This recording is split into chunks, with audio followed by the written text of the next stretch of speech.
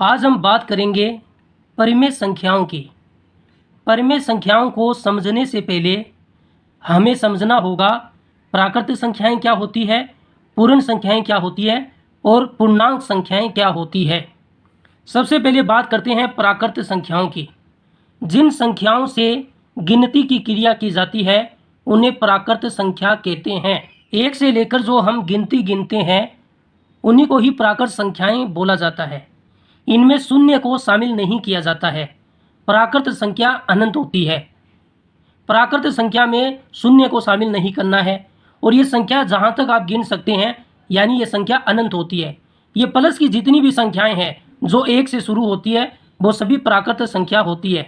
उसके बाद हम बात करते हैं पूर्ण संख्याओं की। प्राकृत संख्याओं में अगर हम जीरो को शामिल कर लें तो वह पूर्ण संख्या बन जाती है। यहाँ पर हमने देखो जीरो को शामिल कर लिया है तो ये सभी संख्याएं पूर्ण संख्या बन जाएगी और इनकी आगे संख्या है अनंत तक होती है। ये जीरो से शुरू होती है और प्राकृत संख्याएं एक से शुरू होती है। उसके बाद हम बात करते हैं पूर्णांक संख्याओं की। पूर्ण संख्याओं में ऋणात्मक संख्या को भी शामिल कर लिया जाए तो वह पूर्णांक संख्या बन जाती है। देखो जीरो से जो शुरू हो रही थी वो पूर्ण संख्या थी और इधर देखो हमने माइनस की संख्या शामिल कर ली तो यह पूर्णांक संख्या बन जाती है और इनकी भी संख्या अनंत होती है। उसके बाद हम बात करते हैं परिमेय संख्याओं की। परिमेय शब्द की उत्पत्ति अनुपात से हुई है।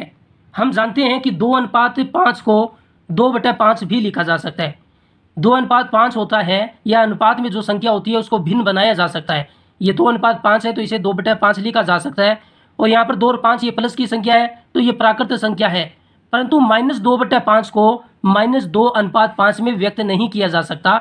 माइनस वाली संख्या को अनुपात में नहीं लिखा जा सकता है।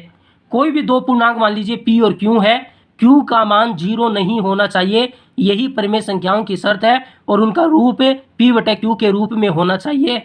परिमेय संख्याएं कहलाती है। इसकी हम सही परिभाषा की बात करते हैं कि परिमेय संख्याएं कहा किसे जाता है।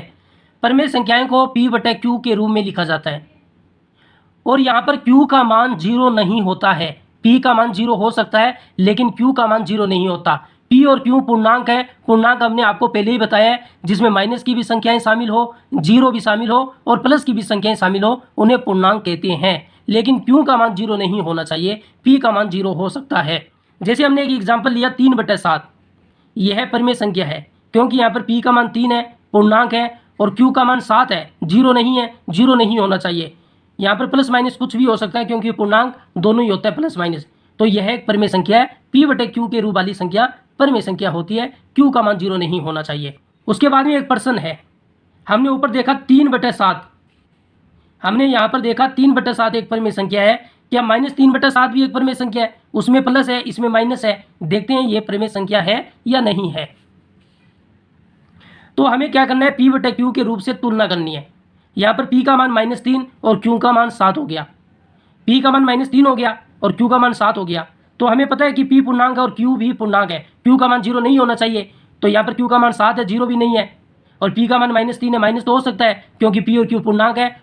तो इसका मतलब यह हुआ कि यह एक परिमेय संख्या है। परिमेय संख्या की सबसे बड़ी पहचान यही है, P/Q का रूप होना चाहिए, P और Q पूर्णांक होने चाहिए, Q का मान 0 नहीं होना चाहिए, P का मान 0 हो सकता है। पूर्णांक आपको पता होना चाहिए क्या होता है, जिसमें माइनस की संख्या, 0 की संख्या और उसमें प्लस की संख्या शामिल हो, लेकिन Q को 0 नहीं लेना है।